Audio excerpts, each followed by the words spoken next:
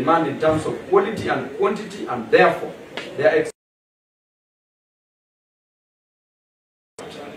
consequently, Kenyans are set to pay more for sanitary towels, diapers,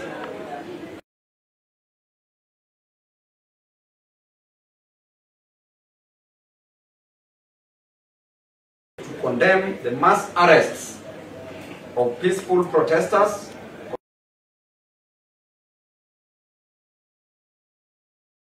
taken by time and is no longer acceptable.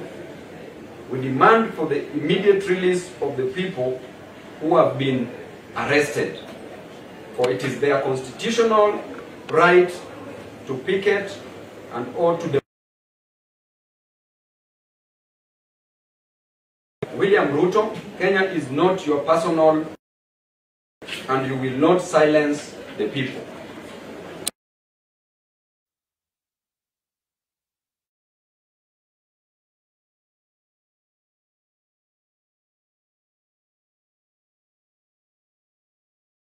In his individual capacity for gross violation of the freedom of speech and the right to picket and protest, which is enshrined in our Constitution 2010. As I add, today we have been treated to an exercise, a PR exercise at State House, stating that there are some taxes which were imposed initially in the finance bill that have been dropped.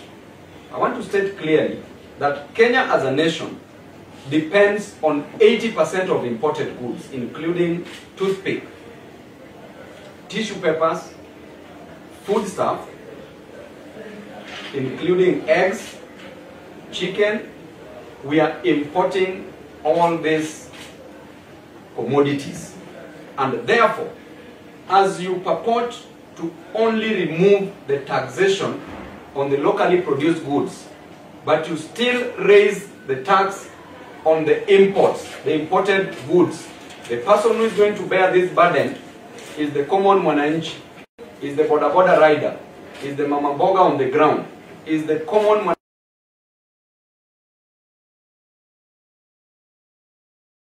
This is still going to raise the cost of living in our country. We are not going to accept to take it lightly, and we are urging Kenyans to still come out in large numbers, congratulating them for the demonstrations that they've held in Nairobi today. And we urge all Kenyans from different parts of this country to come out from every ward, from every constituency, from every sub-county, from every county, and the nationwide demonstrations should be held in a very coordinated way and manner to show this regime that the power belongs to the people. That Article 1 of the Kenyan Constitution gives us the mandate, gives the people the mandate that the sovereignty only belongs to the people and nobody else. Ruto, being the president of the country, has a fiduciary duty. He's only holding this seat in trust for Kenyans. This seat does not mean that it is his personal property, and therefore, without the removal of the taxes on the imported goods, which is further going to raise the cost of living, therefore demonstrations must just proceed as they've started. We will soon join you in these demonstrations after our debates, and I urge all members of parliament to still vote no, vote against the draconian, the oppressive finance bill that has caused untold sorrows in the lives of Kenyans. In our education sector, we want education to be made free. We want free education at the high school level. We want free education at the university level. And we also want free health care. We want health to be made free because Kenyans are suffering. It is not just about creating a problem and then having a solution for that problem, as we've experienced today by the president. This cheap PR, we will not allow. You are only allowed to rig elections, but you cannot rig an economy. You cannot rig development. And now we are waiting for you. Asante sana. I invite my colleague, Honorable Mwago, to say a word. Thank you, members of the 4 states. I join my colleague, Hon Babu, in congratulating Kenyans, both online and even the ones who have presented themselves physically today in the streets of Nairobi in Starehe constituency. I support them fully and want to thank them for standing up and fighting against this draconian bill and actually bringing their leaders to account through SMSs, through pressure in the social media, bringing their MPs to the account to be true representatives of the people and what the people desire and their stand on this finance bill. We support the people's stand on we are rejecting the finance bill in totality and actually joining condemning the police for actually harassing people who are purported to be their bosses. The voters are the ones who are being taxed so that the government run. They rely on the taxes from the people who are demonstrating today. And it's very impunitive to actually punish the people who are your bosses. As you keep on telling us that you respect your bosses, you should start by respecting your bosses. If you're making decisions that harass, that do not favor your bosses, you should respect those decisions. We are rejecting this finance bill in totality because in the last year we had another finance bill, 2023-2024, which we rejected, but they used their numbers and marshaled them in parliament. They marshaled their numbers in parliament and had it passed.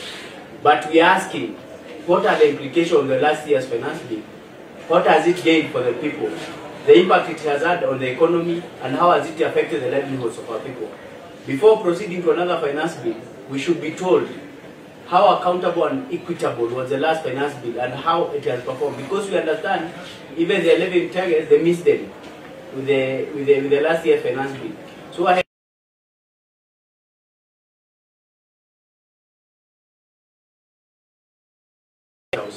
it was done by a group of MPs from the Kenya Kusha government and the president and his cohorts.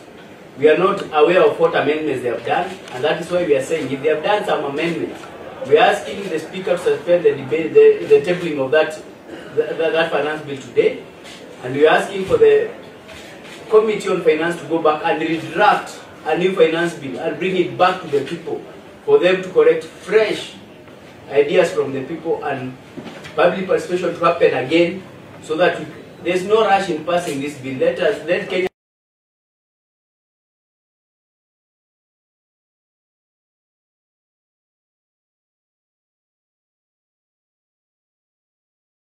And we're asking for total withdrawal of finance bill until they bring up another finance bill with the new amendments that.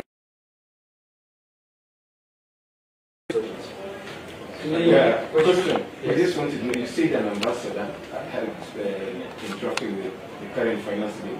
I don't know if you would be kind enough to mention the ambassadors. About that, we are still getting sufficient information, and we are going to release. It is not just one person, but several of them, and we are going to remove a list of those who helped in drafting single-handedly this finance bill. And therefore, as I said earlier, that there are people who are purporting to be advisors of the president, but it is very unfortunate that the president does not listen to even his advisors. As we said earlier, that he advises his advisors on how to advise him. And because of that, the only public participation that the president will listen to is public demonstration. Any other question? Yes. Mheshimiwa, swali langu litakuwa rahisi na sasa. Je, unaweza kueleza Wakenya uamuzi ambao umesema kwamba unaenda kupinga mswada wa fedha ambao tunavitumia hapa nchini Kenya, bei zao zitaenda juu. Bei zikienda, hataweza kununua bidhaa hivi kwa bei iliyo ya chini. So maisha bado itakuwa hapa chini. How do you talk on a national television and say clearly that things like diapers and pads are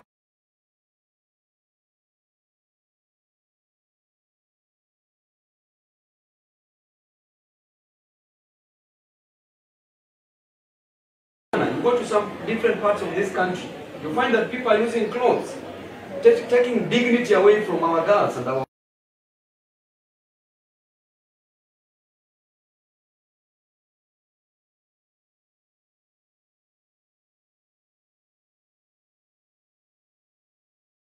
on the ground. 60% of our women and our girls cannot afford